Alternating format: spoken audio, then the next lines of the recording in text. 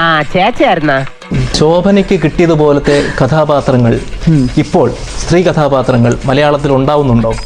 ഉണ്ടാവുന്നുണ്ടല്ലോ. അയ്യേ ചമ്മിപ്പോയി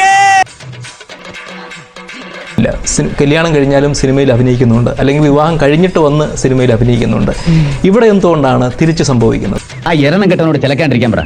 എന്ത് നല്ല കാര്യം പറഞ്ഞാലും അവൻ ഉടക്കുണ്ടാക്കും. ഇപ്പോ ഇത് അവരവരുടെ സ്വന്തം പ്രശ്നമല്ലേ. ആരാന്റെ കാര്യത്തിൽ എന്താ താല്പര്യം? ശരി നിങ്ങളാരാ? ഒരു അഭിനേത്രിക്ക് പൂർണ്ണത വരണമെങ്കിൽ അവരുടെ തന്നെ ശബ്ദത്തിൽ ഡബ് ചെയ്യണം ശരിക്കും എന്ന് ശോഭന വിചാരിക്കുന്നുണ്ട്. നീ അങ്ങനെ പറയൂ. നീ അപ്പൊ അങ്ങനെയെങ്കിൽ പൂർണ്ണത ഇല്ലാത്തൊരു അഭിനേത്രിയാണ് ശോഭന എന്ന് പറയേണ്ടി വരും. ഞാൻ ഇംഗ്ലീഷ് സിനിമയിലെ എൻ്റെ വോയിസ് കൊണ്ടാണ് ഡബ് ചെയ്തിട്ട് നാഷണൽ അവാർഡ് വാങ്ങിച്ചു. നിർത്തി അവമാനിക്കുവാണെന്ന് അത് നിങ്ങൾക്ക് ചെയ്യാൻ പറ്റില്ല.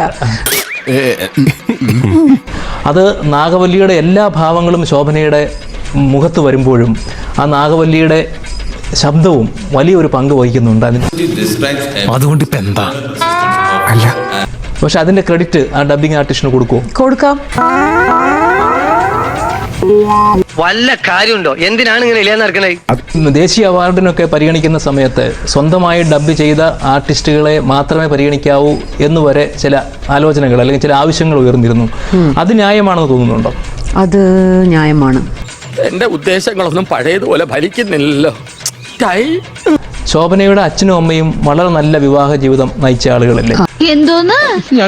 എന്തുകൊണ്ടാണ് അത്തരം ഒരു ജീവിതം വേണമെന്ന് നേരത്തെ പറഞ്ഞില്ലേ, ഞാൻ പേഴ്സണൽ ക്വസ്റ്റ്യൻസ് ആൻസർ ചെയ്യൂല. ആവശ്യമില്ലാത്ത ചോദ്യങ്ങൾ ചോദിക്കരുത്. ഫാമിലി എന്ന് ഉദ്ദേശിക്കുന്നത് എന്താ? ഫാമിലി നിങ്ങളുടെ ഉദ്ദേശത്തിൽ എന്താ? നിങ്ങളുടെ വൈഫും പിള്ളേരല്ലേ? അതെ, അതിപ്പോ എനിക്കും. ഇനിയെങ്കിലും നിനക്കൊന്ന് കരഞ്ഞൂടെ? ഒരു തുള്ളി കണ്ണീരെങ്കിലും പുറത്തു വരട്ടെ. നീ ഉള്ളി പൊട്ടി കരയണം, ഞങ്ങൾക്ക് എല്ലാവർക്കും അറിയാം. എനിക്കൊന്നും ആയില്ല. എനിക്കെല്ലാമായി തൃപ്തിയായി.